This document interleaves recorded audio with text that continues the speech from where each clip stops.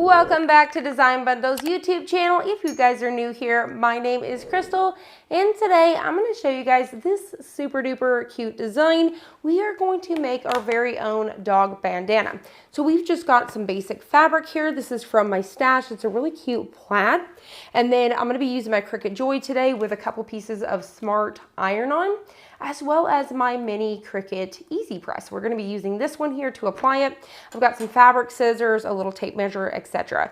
So I've got this design over on designbundles.net, and it's actually only a 1+ credit. So we need two colors here, our black and our red. You could do the red with red glitter. You could do like a flocked red or holographic, would be really cute as well. So let's go ahead and cut everything out first, and then we'll go ahead and cut down our bandana. But I do need to figure out about how big I want to make it. So actually, let's go ahead and just cut down our bandana first. So I'm gonna go ahead and scoot everything out of our way here. So what we wanna do is you just want a basic, like a 12 by 12 piece of fabric. And depending on your dog, you may need a little bit of a bigger one. So you could just get those little fat quarters that you guys see locally. So I'm just gonna go ahead and get this here. And then what I wanna do is kind of get it at an angle. So what you're creating is this little triangle right here. So I think this size right here will actually be super perfect. So you can just kind of play around with this till you figure out. So for example, if I think that I need a bigger one like this, I would cut a triangle this big. So you guys kind of know your dog, right? So you kind of know about how big you need. So I'm thinking something about like this. Next, you're just going to go ahead and simply take a pair of scissors. I'm using some fabric scissors here. Just feel free to use what you have on hand. So I'm just going to go ahead and zip through there. We'll remove our excess out of the way. And what I want to do, I've already heated up, so I've got it on 3 here. I'm going to go ahead and smooth this out a little bit just to get rid of some of these wrinkles. So as we do this, we can get the full picture. So as you guys can see how quick and easy it is to zip through here. Once again, I've got it on all 3. To turn it on, you're just going to click it once. 1, 2, 3. It's red. Once it heats up, it turns green. Now mine is already green because I preheated it for us. So I'm going to go ahead and just finish smoothing everything out. So you guys can see to create your bandana itself is super easy. You guys could even buy bandanas that are made for just being bandanas, because that's like a 12 by 12 square. You're just cutting a square in half. But if you're using like a fat quarter like I did, just bring it down until you know about how big. Because what we're going to do once we're done is kind of fold this over a little bit and tie it around the dog's neck. So this area right here is what we want to work with, right? So I'm going to go ahead and take my tape measure and see about how big I want this design to be. I think I'm going to go with 5 inches just to have a nice size.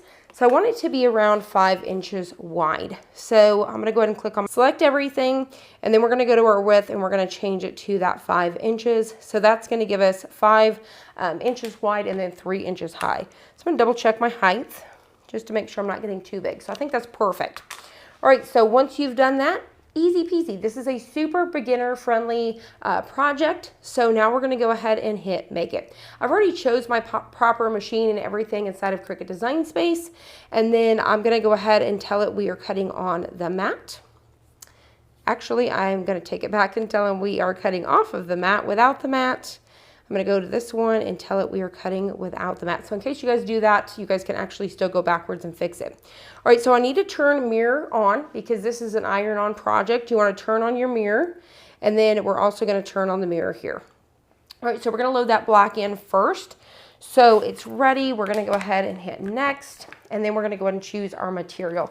So for today, once again, this is Cricut Smart Material. So we're going to go ahead and choose that Smart Iron-On. It's ready, and I'm going to go ahead and tell it to remember my material settings. So that way it doesn't ask me again, because both of these are the same. Now, if I was using Smart Iron-On and this one was Smart Iron-On Glitter, then I wouldn't want to do that. All right, so you guys know once you load it under here, your Cricut Joy will go ahead and start to pull it in for you. There's no buttons you need to click on your machine itself. So once it's ready to go, you're going to go ahead and get your go here. So your go button is on the tablet itself. We're going to hit go, and it's going to go ahead and cut this out. So I'm going to go ahead and speed this up while that's cutting it out, and then we'll get ready for our red layer. All right, to unload this, we're just gonna go ahead and hit our OK right here, and it's gonna go ahead and unload it for us. So you guys can see that there. And now let's go ahead and load in the next one. So same thing, once you get it under the feet. By the way, when you're loading this material, you wanna load it with this glossy side down. So you're gonna get it right to those feet, and it's gonna go ahead and pull it in.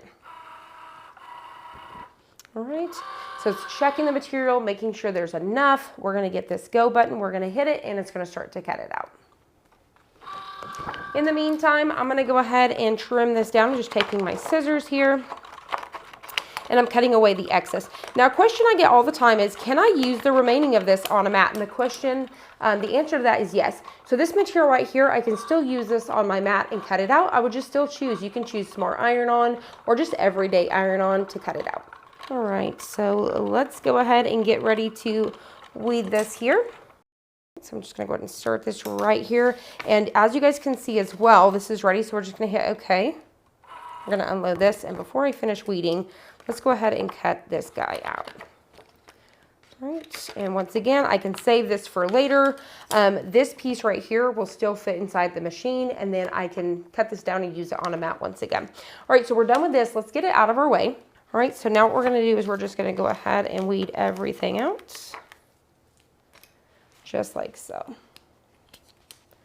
All right, we got a couple more pieces here. So once again, this is a very beginner project, and you guys can see using my Cricut Joy, my smaller machine, my smaller little Cricut Easy Press machine here, we can accomplish and do iron-on projects like this. This is a perfect one. You can also do baby onesies with this, all sorts of different little projects with this guy. All right, so let me get these pieces out of my way. All right, we'll take a little look at this. So we got this one ready. So now we've just got to weed out this one, which will be super duper fast because it is just one file. We've got this file linked down below for you guys, so it's easy to find, along with all of the supplies I'm using today. All right, now the material here, it's been in my stash for a minute, so I'm not even sure if you guys can get it anymore. But I did get it from All Stitched Up here online, which is just All Stitched Up by Angela. I'm not sure if that's even still a thing or not, but that is where I got this from. All right, so we are going to smooth everything out once again, just making sure everything looks good. And then I'm going to attempt to press these at the same time. So obviously this is not a big iron. I could do them one at a time, but I can actually line these up side by side. So you guys can see here, I'm gonna be able to do that just like so. So as long as nothing is overlapping, I'm able to just load these right on here at the same time. I'm gonna kind of get this down here a little bit further down. So I think this looks good. So now whenever it comes to working with this little guy right here, you just want to constantly keep motion. Now I don't need to put a piece of parchment paper in between these layers right here because this plastic is my Teflon sheet. This plastic is my parchment paper. So that's a question I get all of the time is why am I not protecting my iron? But as long as you've got this plastic cover sheet, you definitely do not have to have parchment or Teflon.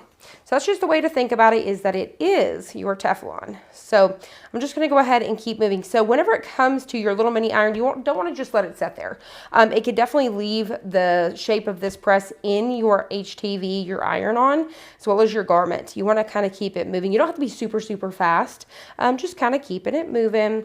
And you want to press for around 30 seconds. So if I'm pressing for 30 seconds, I want to be doing each area for 30 seconds. And as you guys can see, I could keep a constant movement going.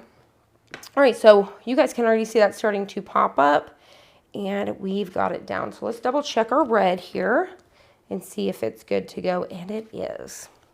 So there we go, super duper cute. So what we want to do is we want to flip it over. If you guys plan on washing this, you definitely want to flip it over and heat once again for around 15 seconds on the back side. So what you're doing is you are heating up the adhesive from the back side, which is going to allow it to bond better to the fabric and last a long time. So you guys can see how adorable this is. Once again, this would be super cute with a glitter or a holographic or even like a flock where it was like a touch. I definitely like to use more of a basic HTV when it comes to this because of the doggos. But how cute is it? I know this plaid is kind of busy for camera, but I think this came out super adorable. So all that's left is you're simply just going to kind of roll this over, and then you're going to just tie it on your dog. I'm going to kind of bring this down a little bit more. And then you're just going to tie it. Just plain and simple like that. These are so easy to DIY and make them yourself. You guys could sell these on Etsy and have a whole little line of your very own dog bandana. So I hope you guys enjoyed this. I hope you found it helpful. If you did, please hit the like button down below and subscribe. And I'll see you guys on the next one.